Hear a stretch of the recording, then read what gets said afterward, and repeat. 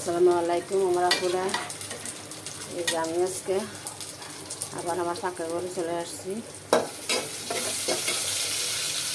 আপনার সাথে রান্না শেয়ার করব। আজকে আমি গরু গোশ দিয়ে আলু দিয়ে রান্না করব, আর এখানে রান্না চিনেল দিয়ে মাছ দিয়ে বানিয়ে চিনেলটা সুন্দর করে চটচড়ি করে নিব। দেখতে থাকুন, আমি গরু গোশের সব মশলা দিয়ে দিচ্ছি। তাই এখানে 1 কেজির মতো মাংস নিচ্ছি, 1 কেজির চেয়ে বেশি হবে। সব মশলাগুলো দেওয়া শেষ, এবার আমি এখানে মশলাগুলো অ্যাড করবো। দিলাম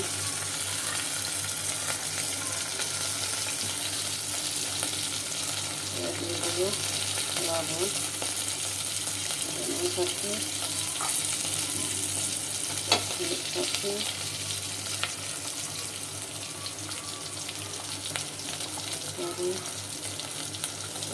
মরিচ পাখি,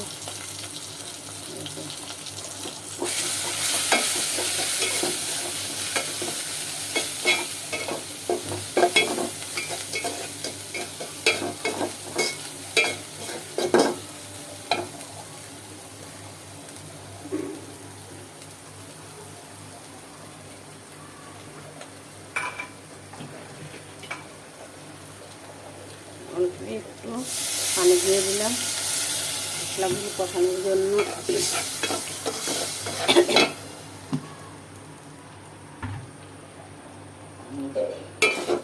ভালো করে কষিয়ে নিব।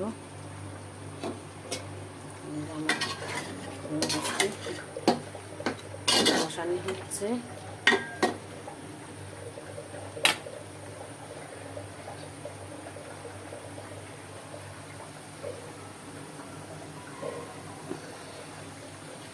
আমি এখানে দিয়ে দিব মাছ।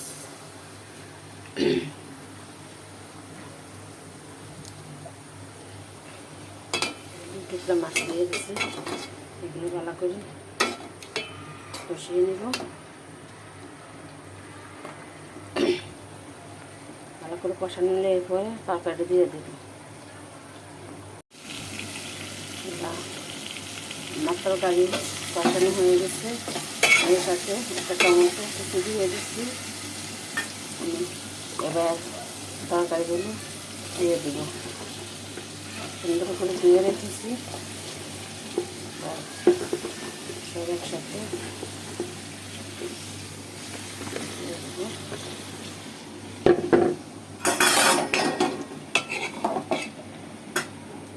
এই তরকারিগুলো থেকে অনেক পানি বের হয়, পানি বের হয়ে একটু দিয়ে রাখলে এই পানিতে তরকারিগুলো হয়ে যাবে। আর এদিকে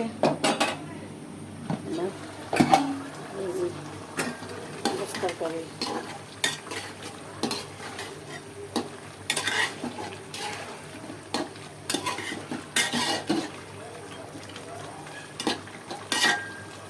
আমি দিয়ে দেব, তার সাথে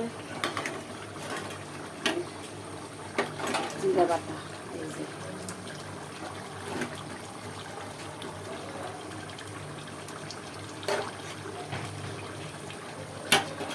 জিরা বাটা দিয়ে দিচ্ছি।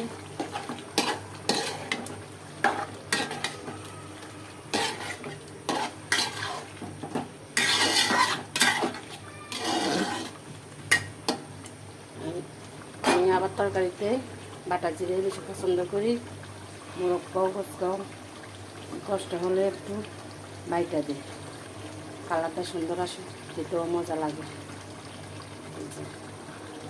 ভালো করে কষানি হলে আলু দিয়ে দেব। এই তো আমার তরকারি কষানো হয়ে গেছে, এবার আমি জল দিয়ে পানি দিয়ে দেবো। এই পানিগুলো আজকে আমি গরম পানি করতে পারিনি, তাই ঠান্ডা পানি দিচ্ছি।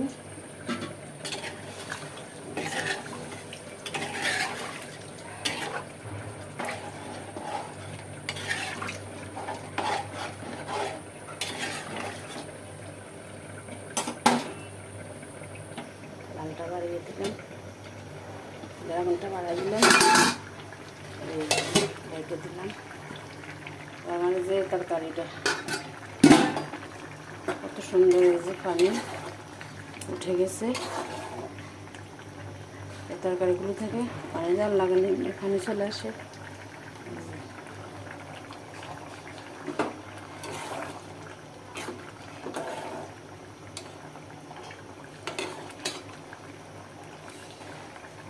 তরকারির একটু করে হয়ে যাবে।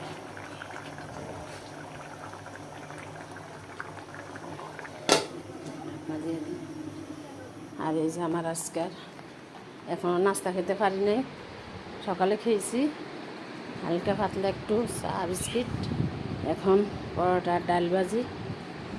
এই যে আমার ঘরটা আমি কোনো রকম গুছিয়ে নিয়েছি, রান্নার পরে ঘর সুন্দর করে জায়গা জুড়ে ঘরটা খুঁজতে হবে, এরপরে যাই আমার কাজ দুপুরে ফেলাই পর্যন্ত কমপ্লিট। এই যে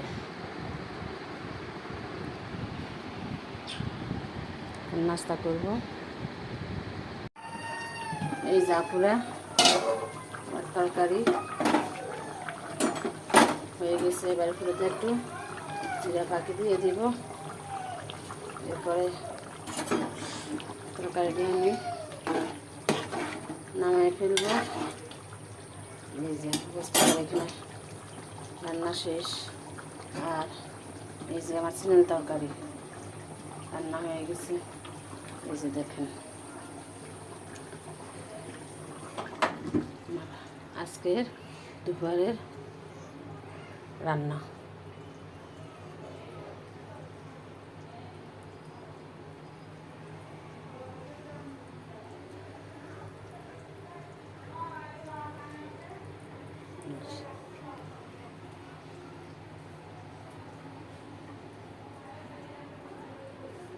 আল্লাহ হাফিজ।